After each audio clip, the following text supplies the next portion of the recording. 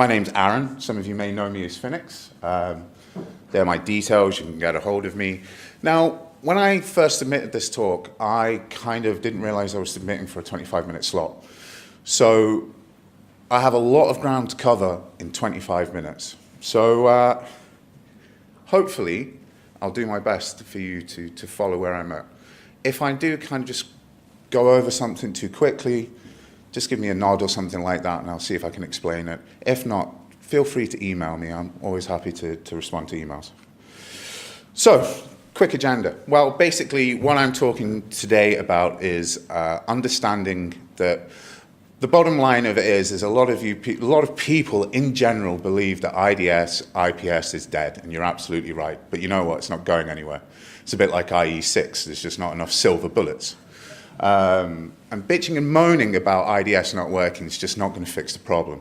It's down to us to fix the problem. So, as an industry, we tend to accept that IDS, IPS fails and does do nothing to fix it. Well, tests would show, groups like NSS have proven that if you take an engineer and work with an IDS, you can get from detection rates, out of the box, so like 22%. When they bring an engineer and tune it up, it goes up to 98%. So there is some benefit in actually testing and tuning your IDS. I am not a vendor, okay? I don't sell IDS products, we just test them, okay? So I'm not going to try and sell you a product. I'm sure you will all be relieved to hear that. Because of the time involved, I'm going to try something a little bit different. I'm going to play to the lizard brain because I've got 25 minutes to cover a lot of ground. So I'm going to use some narratives. So I'm going to play with the idea of almost acts. And this talk's going to break down into 3 acts. And basically, the idea is that we're going to have a look at 3 different organizations that have different size, different skill set, and different assets. However, they're all going to fall victim to the same attack. Now, all of these organizations are fictional, but some of the stories are based on real-life experience, but they don't represent anyone in particular. But in our first act, our first actor, Actor 1, is a global retailer who recently ventured into selling digital products online. They literally sold hundreds of thousands of products, almost like an order system. There's famous websites where you can go and purchase stuff and have it delivered to your door. They've suddenly moved into digital assets such as like MP3s and audio and so on and so forth. However, it seems as they're an established company, moving into a different marketplace has its own growing pains. They integrated a number of new detection technologies into their already existing security infrastructure. And they followed the recommendations of the vendor, what could possibly go wrong. And their security infrastructure basically is made up of a lot of different items, log management, IPS, anomaly detection, da-da-da-da-da. So, as I said earlier on, in addition to offering millions of, hundreds and millions of different products, especially with the digital stuff, they are very vulnerable to physical and digital theft. And black hats could be very much interested in what they're up to. Our second actor in this act is an indie game dev company who employ between 50 and 25 people. I come from a city called Dundee in Scotland. And we have a thriving we used to have a thriving games industry. And we see a lot of games were built in Dundee. And what would be happening is organizations would purchase 2 or 3 levels to be developed by certain games. So Dundee helped build, I think, 3 levels of Grand Theft Auto and so on and so forth. So in this example, we have an indie games company, 15, 25 people, which is about general size for it. They've got quite a good reputation. They've been involved in some high-profile games, and they are seen as one of the up-and-coming organizations. They are, the MD is a very hands-on sort of guy, and is involved with all the IT-related sort of decisions of the company. And early on in the business, they decided to go for an open-source IDS product, massively because they could tamper, amend, and do things as you can with open-source software. And kind of redeploy it for their specific needs. And the assets that they've got involved is hugely about kind of the IP that they're involved in. And when we look at how games gross, you can see that getting 3 or 4 levels before they're released will have a significant dollar sign. So I've played that I've played the game they're currently working on is TWC Las Vegas, not to be represented by any game that may have been done in the past. Our third actor is a non-for-profit charitable organisation that supports ex-military personnel who've been affected both physically or emotionally by being involved in war zones. And they are totally funded by donations. As they're restricted by budgets, they are predominantly an open source user as well. They do have some proprietary products, but they use an open source IDS, but use it in an inline mode. But they use a mix of free signatures and signatures that they build themselves. As well as having cash donations, some of the assets they're involved in is obviously banking details of a number of supporters of the organisation, but also the sensitive data of their users, their end users, the people receiving the support, which could very much make them targets for thieves or hacktivists, so on and so forth. And our fourth actor is the exploit, Fon Clicker. I wonder what I could be thinking of when I was thinking this. A particular nasty worm uses the SMB stack. Once the payload's been delivered, the system is under kind of the complete control of the attacker. So moving on to our second act, the crime scene. All of our organisations have been compromised by our fourth actor. Detection, as usual, is after the effect, and there are some interesting statistics. If you ever get bored or if you suffer from insomnia, go and spend some time and go and look up at the general time it takes from detection from detection of a compromise. I listened to a talk from Johnny Flynn from the Facebook detection team. He did a very interesting statistic looking at some of the Verizon reports. He was able to use stats to pull up that random log review tends to be more successful at picking up compromise than actual IDSs. So put that into context, some dude randomly looking at a random log picks up more compromises than an IDS. I think that's kind of worrying, but hey-ho. So one of our organizations compromised made global news. Another one, our organizations are currently being sued for damages, which could probably run into hundreds of millions. And another one's incident response cost about 25 million.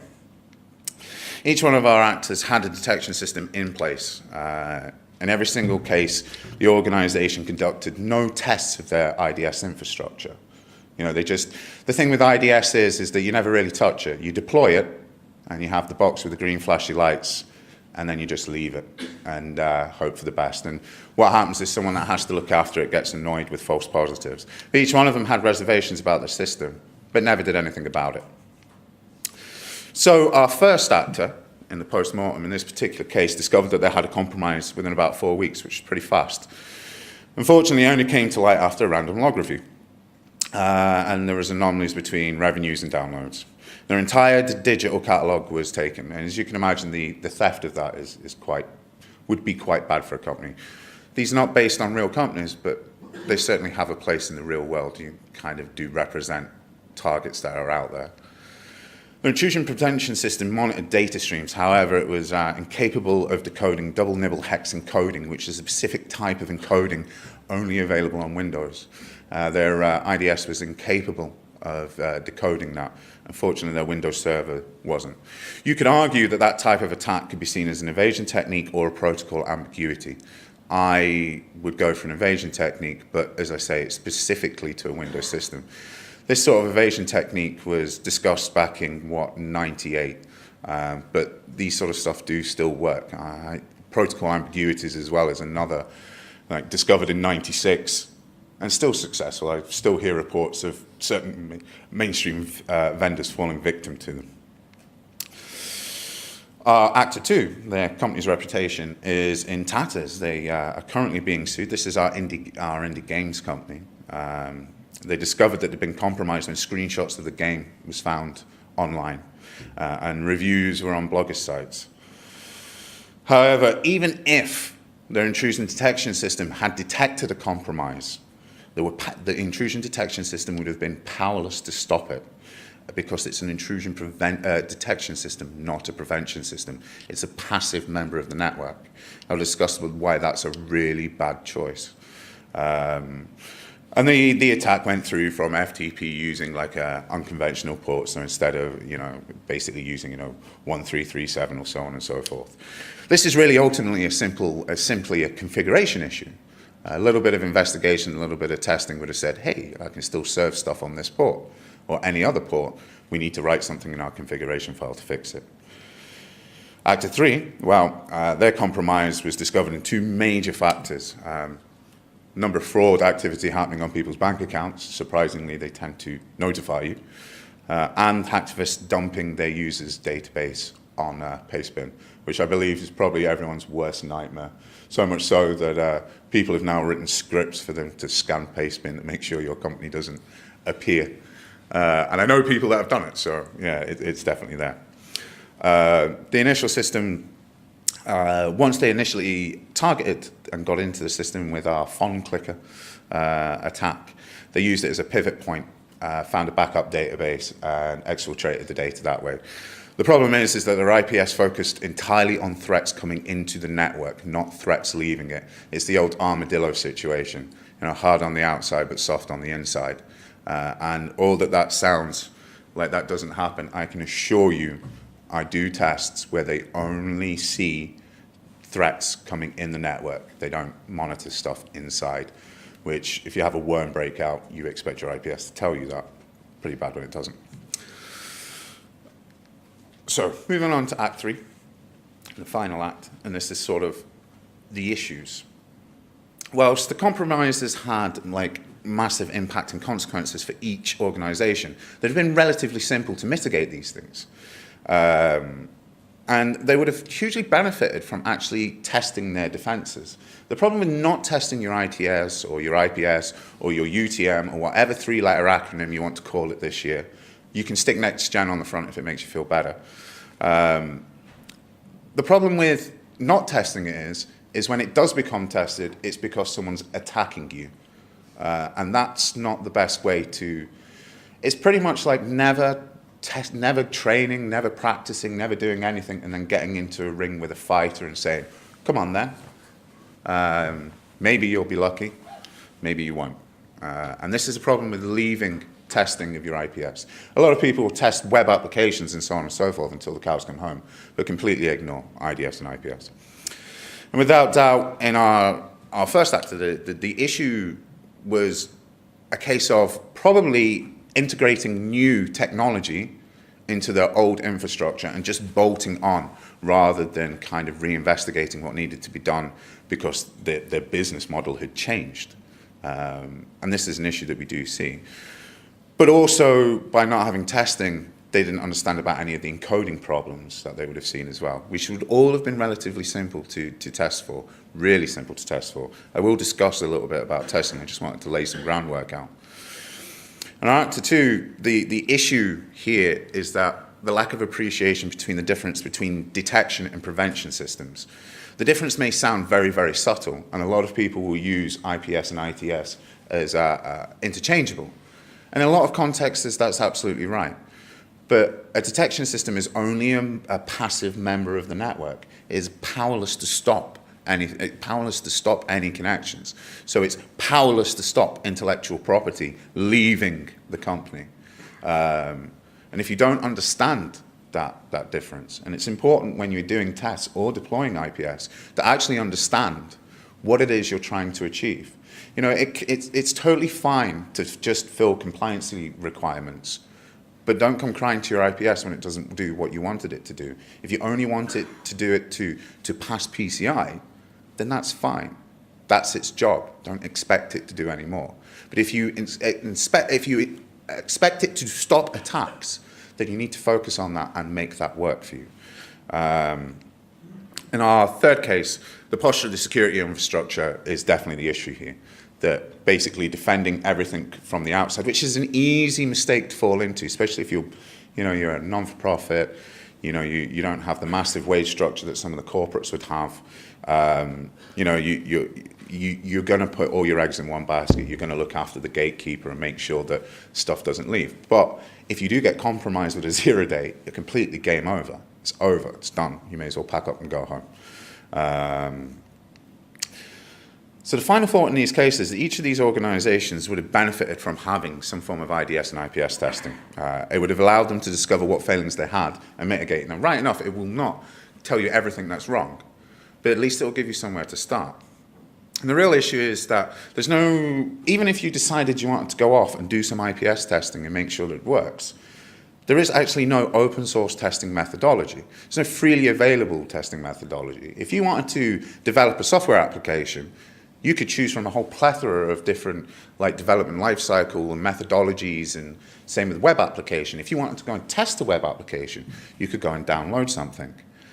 Now, the first kind of commercial deployment of an IDS system is 1972, and we still don't have any documentation online to go and go and do an IDS test. It's a little bit crazy when it boils down to it. And personally, I think as an industry, we kind of accept that they suck and don't really push the agenda. And I'm sorry, but if any other infrastructure did that, we would go mental. The IPS industry in 2010, which is the beginning of the Eurozone crisis and the beginning of the global recession, and the standalone IPS market was worth $989 million, nearly $1 billion, for stuff that doesn't work effectively. That is, random log review is more successful at. We don't push the agenda. So here's an idea, and I said to you I was going to talk about doing some more effective testing. So I'm going to talk to you about the Open Source Network Intrusion Framework, or OSNIF for short. So what is OSNIF? Well, it's basically an organization which is a bit like OWASP, the same sort of mantra, that we should try and get some freely available information that anyone can use to do better IPS testing. With a long-term goal of producing, as I said, a testing methodology available for everyone. No paywalls and all of that malarkey that we see. Are you aware of the managed instant lightweight exchange? Pardon, sorry? IETF work in that area. And Nope. the XML templates that you could define. So all you need to do is put a template up.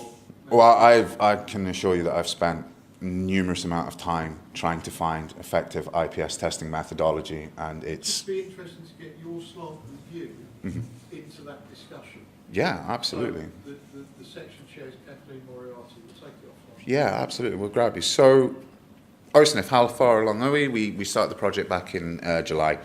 It's an open source project. It's currently quite a small group of IDS developers and practitioners, and about 20, 25 of us.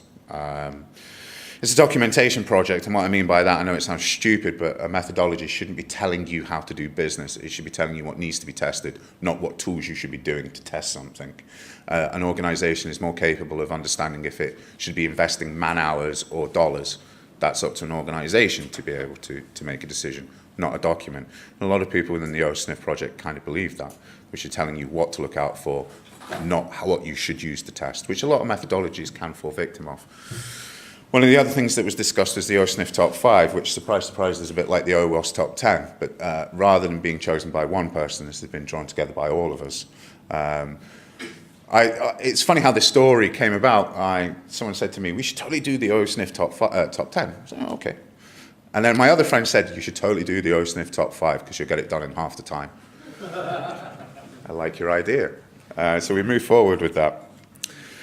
One of the other things that kept on getting spoken to us is about deployment guidelines. A lot of people are really concerned about deploying IDS incorrectly, and you can see why, because it does happen. I'll talk to you about IPS deployed between two encrypted endpoints. You'd think, bloody idiots, why would you deploy an IPS in the middle of an SSL tunnel? Well, because PCI requires you to have a third-party application scanner, but it also requires you not to break an SSL tunnel. So your IPS is incapable of seeing any of the packets. I'm going to run through quickly what the OSNIF top 5 is. Okay, just to give you a rough idea, this is not a full testing methodology by any stretch of the imagination. This is just 5 things that maybe you should look out for if you were doing an IPS sort of test or looking at your own infrastructure.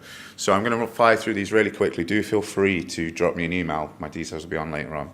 So, invisible traffic. As I said earlier on, IPS being deployed between two encrypted endpoints is typical of what we see.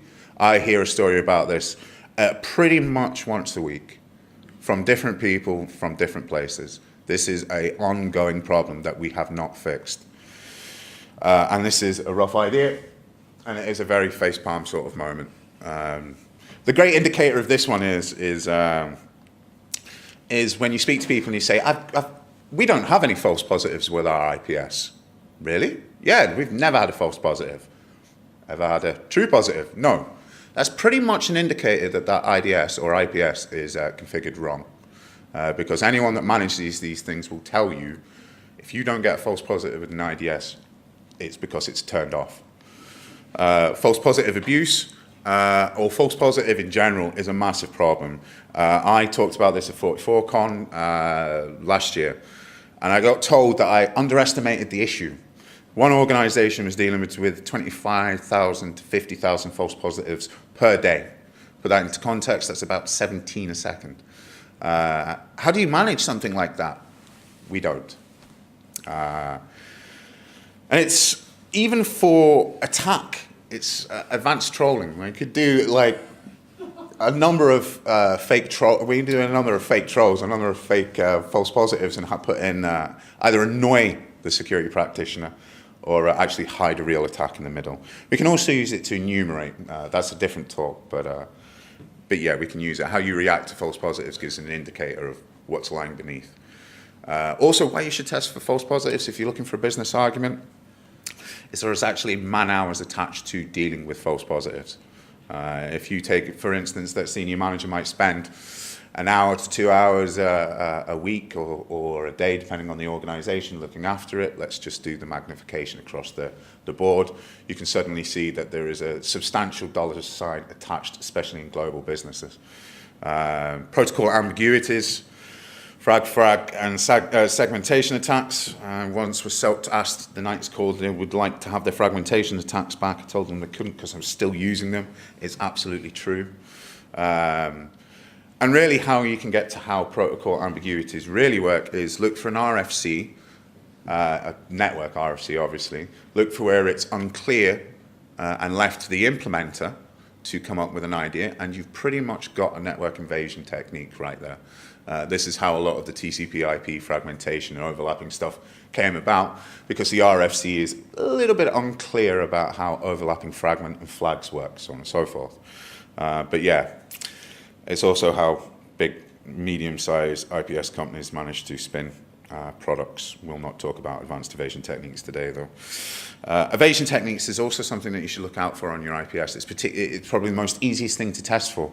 I've heard we use advanced evasion techniques. What's that? Well, we use more than one of them at the same time. But doesn't that give you more scope for detection? Well, it's strange, isn't it? If you obscure your obfuscation, it looks a bit obscure. Well, it gives us more to detect as well, more of a detection platform. Anyway, you probably people doing web application testing. The more that you put more obfuscation on your attacks, you obfuscate and obfuscate again, you suddenly become more detectable. The same works in IPS, but it's easy to detect. There's a number of tools out there that you can detect with it. Metasploit has a whole ton of IDS evasion techniques in them. If you use them, please run Wireshark. You need to clarify them. Also, NICTO and all of these stuff have them in there. Detection rates, really, really simple. If you have if you fire 100 threats against your IPS, how many of them do you think will be detected? I mean, I know it's simple maths, but it's a beginning part. A lot of people can't tell me that. How many of you have tried to ask an IPS vendor, so what's your detection rates? They will talk to you about throughput.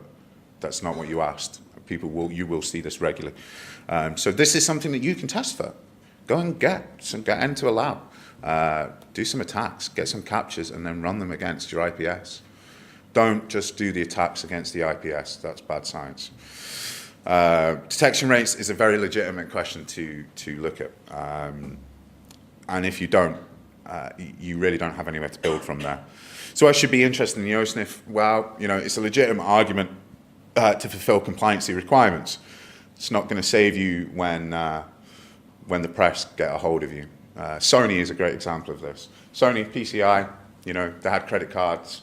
There was a third-party application scanner in place, no matter what you say. We're not blaming the 17 intrusions on the IPS vendor. We're blaming them on Sony. But they were there. They were in place. I'm not saying that OSNF is the way that you should do things. What I'm saying is you should think about looking at testing your IPS. If you don't, someone could be testing it for you. And there is a number of people that have been compromised. If you want to get involved, you know, if you're involved in IPS, osnif.org, come find us. We've got a mailing list. There is it's almost like group counselling. There is a number of IPS dudes on there that feel your pain. So do feel free to drop in line. If you manage someone that has to manage this, then please send them our way. Give them some time. And there again, if you want to get a hold of me, you can get a hold of me at arron.finnon@activityim.com.